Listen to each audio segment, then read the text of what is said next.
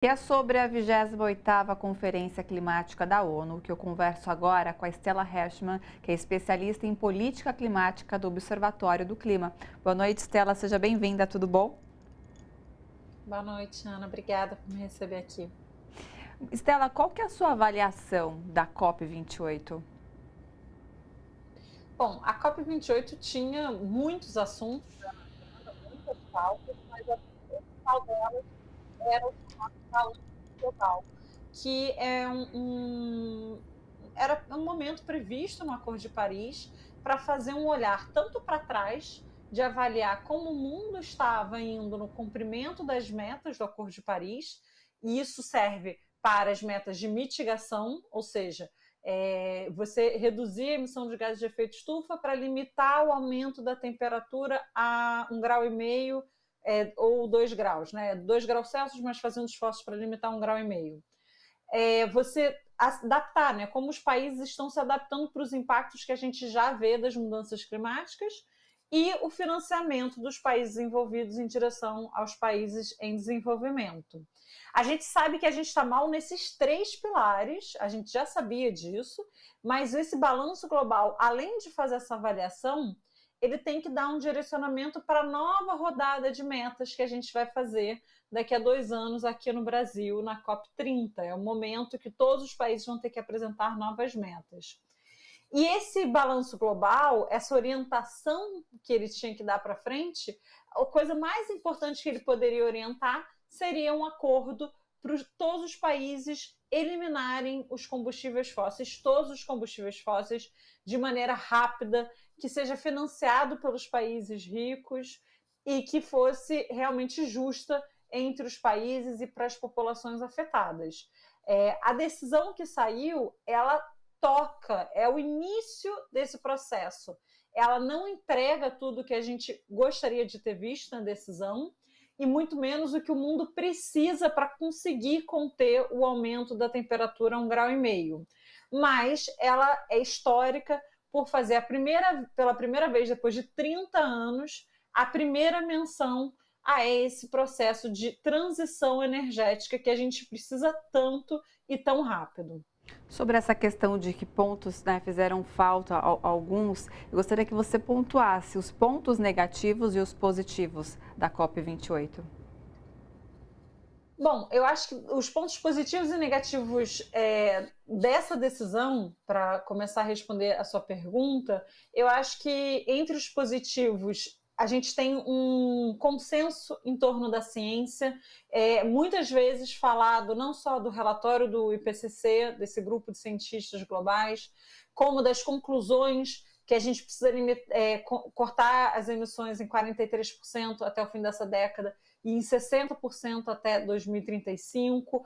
Várias vezes é mencionada a importância dessa meta de 1,5. Então, se em 2015, quando a gente assinou Paris, ainda se falava em 2 graus Celsius, agora está transparente, está claro para todo mundo sabe que a meta que a gente tem que perseguir é 1,5 graus.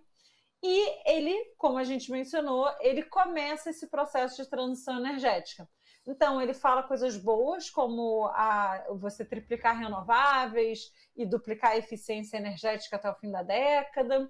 Ele fala dessa transição, sair dos combustíveis fósseis no sistema energético de maneira justa, ordenada, com ações já nessa década. Poderia ter sido mais forte o texto, poderia ter feito de novo uma menção 1,5, poderia ter falado o quanto que a gente precisa agir nessa década, mas faz essa menção até atingir a neutralidade de carbono até o meio do século. Mas tem menções ruins. Por exemplo, é um texto que fala de combustíveis de transição, né, fazendo uma referência clara ao gás. O gás é um combustível fóssil, ele não é um combustível de transição.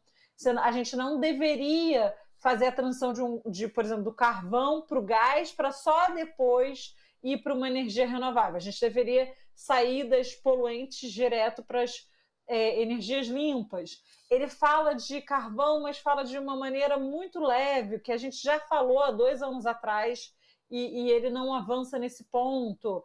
Ele abre a porta para uma série de soluções tecnológicas que, na verdade, são distrações, porque elas não são viáveis economicamente, nem na escala que seria necessário para você prolongar a vida dos combustíveis fósseis. Então, existem lacunas. Uma lacuna muito importante que o texto não fala é quem vai financiar essa transição energética nos países em desenvolvimento e o como, né? Quem vai primeiro, quem vai depois. Então, essas são lacunas importantes. Então, acho que, de maneira geral, esse seria o apanhado do balanço global. A COP em si, ela tinha uma série de outros assuntos na agenda.